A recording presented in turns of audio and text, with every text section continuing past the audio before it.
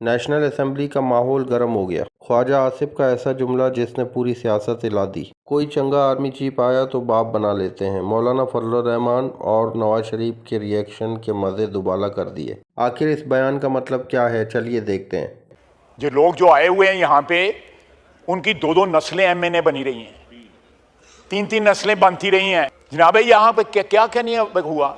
यहाँ पे कहा जा रहा है कि जी बानी पीटीआई की, अब उनकी हमशीरा भी कैद हैं, उनके वाइफ भी कैद हैं, वो भी कैद हैं, मियाँ नवाज शरीफ भी कैद, उसके साथ उसका भाई बैठा हुआ है वो भी कैद था, पीछे भतीजा बैठा हुआ है वो भी कैद था, इसकी बेटी भी नवाज शरीफ की भी कैद थी, एक और भतीजा था वो भी कैद था, मैं वर्कर था मैं भी कैद था, आसन इकबाल वर्कर था वो भी कैद था।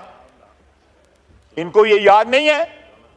राना सनाउल्लाह साहब बैठे हैं वो भी कैद था, शाहिद अब्बासी भी कैद था, मिफ्ता भी कैद था। इनको वो याद नहीं रहे? साद रफीक कैद था, हनीफ अब्बासी साहब कैद थे। ये लोग याद ना रहे इनको? इनको कोई हया नहीं चाहिए जब ये अपने बंदे गिनते हैं। जनाब स्पीकर, इतनी डटाई के साथ, इतनी शेमलेसनेस के साथ जो है ये बातें करते हैं, वो बंदे को थोड़ी सी हिचकिचाहट होती है। तो थोड़ा सा अगर जमीर जिंदा हो तो थोड़ा सा पिंच करता है वो। जिस तरह बड़के मारता था, मैं एसी उतार दूंगा, मैं ये कर दूंगा, वो ये अल्लाह ताला से माफी मांगनी चाहिए, मुकाफत अमल है। आज उसका मेन्यू मैंने अखबार में देखा, वो मैरियट का मेन्यू नहीं है जो उसके अखबार में जो आया हुआ। उसमें दो तीन चीजें हैं जिन्हों का मैनू पता ही नहीं होया होंदियां की ने, चिया सीड्स की होंदियां ने जड़ी। और मैं असी तो पूड़ी हलवे खाने वाली कौम है गए, और देसी मुर्गी तो अजकल लभदी नहीं, पता नहीं उन्होंने कितों लभदी पिएगी। ये देखें, ये नखरे देखें, नखरे देखें। और रान तनवीर कह रहा नाल करतूतां देखो। जनाब स्पीकर, को खुदा का वास्ता है, को थोड़ा सियासत में कुछ सच जो है उसको भी इंजेक्ट कर दें अपनी सियासत में, को असूल को भी इंजेक्ट कर दें। असद कैद साहब ना बोलो एवं, फिर मैं किसी होर पासे टुर पावांगा। मैं तुहाडे घर बैठ के ISI दे नाल असीं मीटिंगां करते रहेगी। अब इनको फौज को गालियां देते हैं। मैं कसम है, मेरे ऊपर ये नाम है सारे।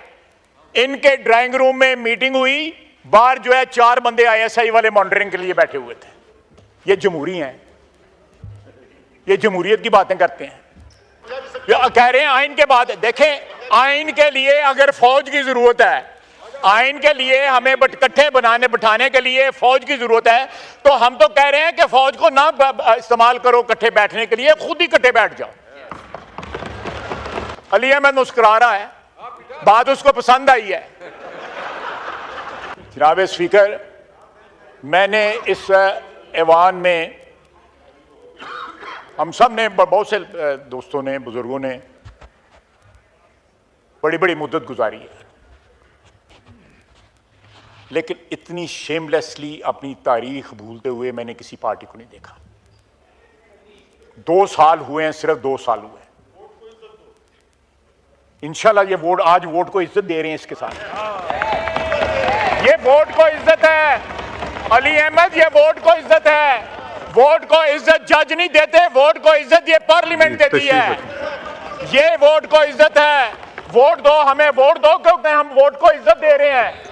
हम इलेक्टेड लोगों को इज्जत दे रहे हैं। उन 17 बंदों से पावर लेके ये 350 बंदों को हम पावर दे रहे हैं। हम हमारा आज हमारी ये तरमीम जो है हमारे मिशन की तकमील की सबसे बड़ी निशानी है। आपका कोई वोट नहीं था, सानू पता है तानू किस तरह वोट मिले सन। ये देखें, वो क्या था जो डाउन हुआ था 2018 में, क्या कहते थे उसको, RTS। ये जो सिलेक्टिव एमनीजिया जो होता है ना, कि आप 2018 भूल जाओ और 2023 का जो है वो मातम करते रहो। अगर आपने कोई बात करनी है, देखें, फिर मैं बात रिपीट करूंगा कि इस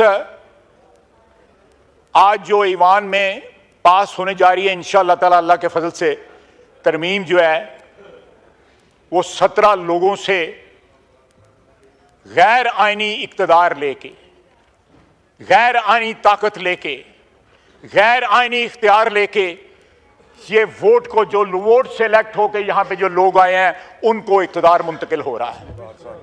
24 करोड़ आवाम को आज ये तरमीम जो है ये ऐवान जो को मुंतकिल कर रही है इक़्तिदार।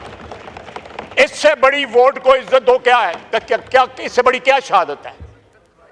जनाब स्पीकर, मैं लंबी बात नहीं करूंगा, मौलाना ने भी बात करनी है, लेकिन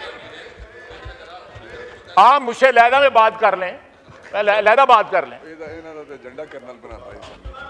इनका मैंने जनाब स्पीकर, आपको याद होगा यहां पे एक फौजी ऑफिसर फिरता रहते थे, याद है ना? अब नहीं फिरता। नहीं, एक मिनट, अब नहीं फिरता।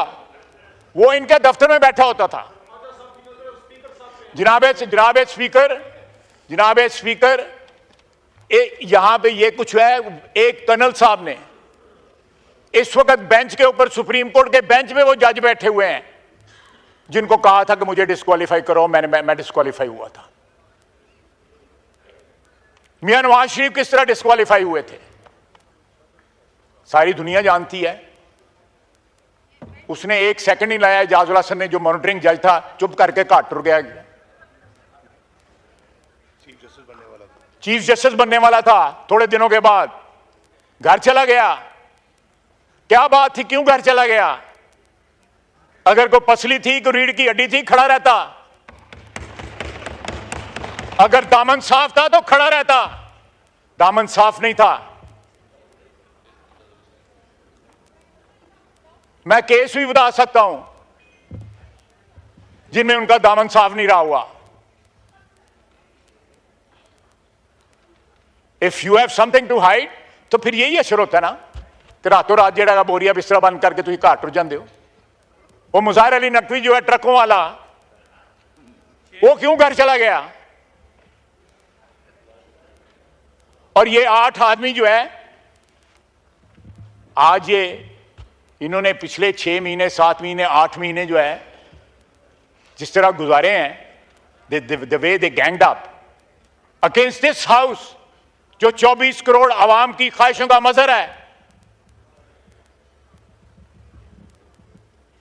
क्या ये आइन हमें यही सबक देता है, या मिसाक़े जमहूरियत हमें यह सबक देती है, या इनकी जमहूरी रवायात अगर कोई है तो इनको यह सबक देती है कि सारा सिस्टम, जमहूरी सिस्टम जो है यरगमाल बना ले 8 आदमी बैठ के वहां पे, और हम ताबे हो जाएं एक शख्स की ख्वाहिशात के कि उसने चीफ जस्टिस बनना है और वो मलिया मेट कर दे सारे सिस्टम को। क्या इलेक्शन कमीशन एक अदारा नहीं है? क्या ये पार्लियामेंट अदारा नहीं है? एक वही अदारा रह गया है, 18 आदमी, 17 आदमी जिसमें बैठे हुए हैं। जनाब स्पीकर, अदारों की इज्जत भी जो है उनके अंदर बैठे हुए अशखास से बनती है। अगर आज अदलिया जो है उसको धोया जा रहा है, हर जगह ड्राई क्लीन किया जा रहा है, तो उसकी वजह है। इंट्रोस्पेक्शन करें अपनी कि क्यों सवालिया निशान हो। डैम बनाना क्या काम था भाई उसका?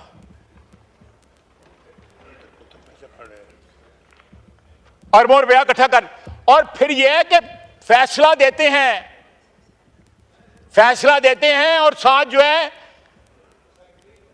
रिश्तेदार अजीज जो है वो लोगों को जाकर कहते हैं कि अक्तूबर ही साडा लीडर आ रहा है। ये हाल है फैसलों का। वो जो 8-5 का फैसला हुआ था उसके बाद की बात कर रहा हूं कि फैसला हमने दे दिया है अक्टूबर में जो है। यार मैंने कहा था कि ये इस मुल्क में जो है को कॉन्स्टिट्यूशनल, खुदा न खास्ता को कॉन्स्टिट्यूशनल मेल्टडाउन ना हो जाए। मैं कुछ सुनी सुनाई बात नहीं कर रहा। उस फैसले के बाद जो है बड़ा सीने के ऊपर हाथ मार के कहा कि अक्टूबर में हम बंदे लेके आ रहे हैं। इंशाअल्लाह अक्टूबर में भी यही हुकूमत होगी, यही ऐवान होगा अल्लाह के फजल से। जनाब स्पीकर, ये इस ऐवान को एम्पावर करना है। यहां पे जो 350 या 346 बंदे बैठे हुए हैं उन्होंने एम्पावर करना है।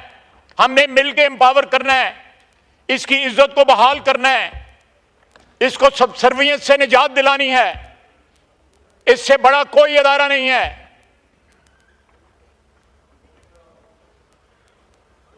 हम कौन सा, अगर फौज का 5 बंदों का पैनल आता है और सिविलियन जो है उसमें से बंदा चुनते हैं, तो अगर उनका 3 बंदों का पैनल आ जाएगा तो 8 बंदे या 9 बंदे मिलकर चुन लेंगे, तो क्या क़यामत आ जाएगी? 5 आदमियों का पैनल आता है और एम्पावर्ड है प्राइम मिनिस्टर, 20वें नंबर वाला भी तमाम 3 स्टार जनरल में से चूज कर सकता है। आप चेक कर लें, अगर फौज का चीफ चुना जा सकता है, वो फौज जो जहां पे हुक्मरान रही है, आधी से ज्यादा जो है उम्र जो है इस मुल्क की उसमें हुक्मरान रही है, तो ये अबे मैं आज जो है ना, फिर वो लंबी बात हो जाए, उस तरफ चला जाऊंगा। जिस तरह आपने तो बाप बना लिया, वो था, मैं नहीं कहता था, वो ही कहता था कि मेरा बाप होता है, और बाप भी कुछ चंगा आर्मी चीफ बाप बनाना है, किनू बना ले सन, वो कहना भाई अब भूल गए सन। मैं फिर रिपीट करूंगा कि हम जो है इस ऐवान को एम्पावर कर रहे हैं कि ये ऐवान जो है जुडिशियल कमीशन जो है, हम उसमें, मैं उसका मेंबर रहा हूं 2-3 दफा, मैं इस वक्त भी मेंबर हूं उस कमेटी का, हमारी कोई पावर नहीं है। हम अगर किसी को रिजेक्ट करते हैं, किसी को अपॉइंट करते हैं, उनके पास इख्तियार रहता है कि वो उसको ओवर रूल कर दें। हम ये पावर इस ऐवान के पास लेके आए, किसी फर्देवाद के पास नहीं लेके आए। हम कहते हैं कि इतने नंबर बंदे जो है उस कमीशन में डालें जो मेजॉरिटी जो है इस ऐवान को दें। 4-4 महीने जो है कंफर्मेशन प्रोसीडिंग्स चलती हैं सेनेट में, सुप्रीम कोर्ट के जजेस की यूनाइटेड स्टेट्स में।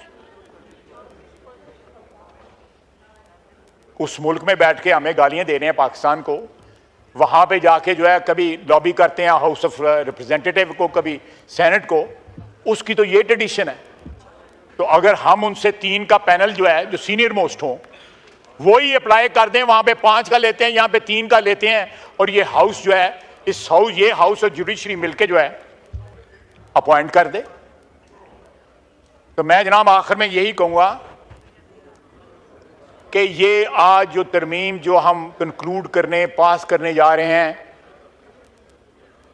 वो एम्पावर करती है पार्लियामेंट को, 24 करोड़ अवाम के नुमाइंदों को एम्पावर करती है, वोट को इज्जत देती है। वमा अलैना इल्लल बलाग। ये थी ख्वाजा आसिफ की वो स्पीच जो अब सियासत का नया टॉपिक बन चुका है। आपको क्या लगता है, क्या इस तरह के बयान सियासत को बेहतरी की तरफ ले जाते हैं या और ज़्यादा तनाज़ात पैदा करते हैं? अपनी राय कमेंट में ज़रूर दें और वीडियो को लाइक करें और शेयर करना ना भूलें।